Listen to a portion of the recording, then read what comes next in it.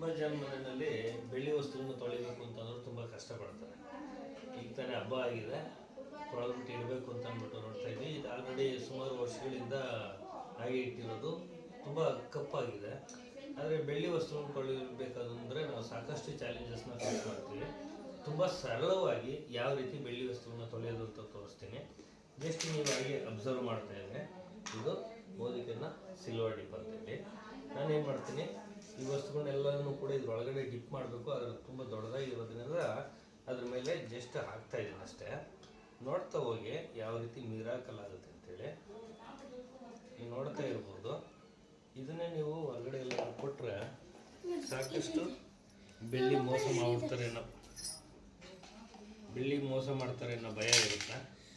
ಆದರೆ ಮನೆಯಲ್ಲೇ ನಮ್ಮ ವಸ್ತುಗಳನ್ನ ನಾವು ತುಂಬ ಸರಳವಾಗಿ ಯಾವುದೇ ಖರ್ಚಿಲ್ಲದೆ, ಈಗ ಸಾಕಷ್ಟು ಈಗ ಈ ಲಿಕ್ವಿಡ್ನ ನಾನು ಸುಮಾರು ವರ್ಷಗಳಿಂದ 2-3 ವರ್ಷಗಳಿಂದ ಬಳಸ್ತಾ ಇದ್ದೀನಿ ನಮ್ಮ ಮನೆಯಲ್ಲಿ.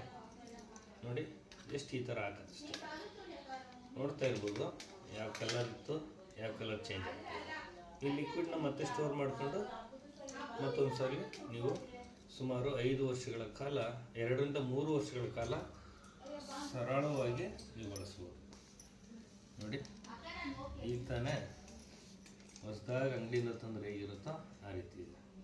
ನೋಡಿರ್ಬೋದು ಮೊದಲು ಯಾವ ಕಲರ್ ಇತ್ತು, ಈಗ ಯಾವ ಕಲರ್ ಚೇಂಜ್ ಆಗಿದೆ ಅಂತ ನೋಡಿ. ಇದು ನ್ಯಾಚುರಲ್ ಕ್ಲೀನಿಂಗ್.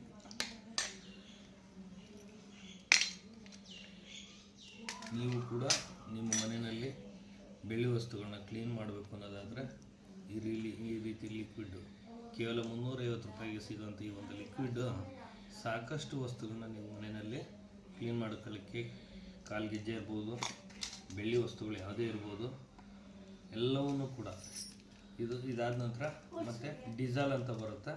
ಆ ಡಿಸಾಲ್ನ ಹಾಕಿ ನೀವು ನೀರಲ್ಲಿ ಪ್ಲೇನ್ ವಾಟ್ರಲ್ಲಿ ವಾಶ್ ಮಾಡ್ಕೊಂಡಿದ್ದೆ ಆದರೆ ನಿಮಗೆ ಕಂಪ್ಲೀಟ್ ಫಳ ಹೊಳೆಯೋಂಥ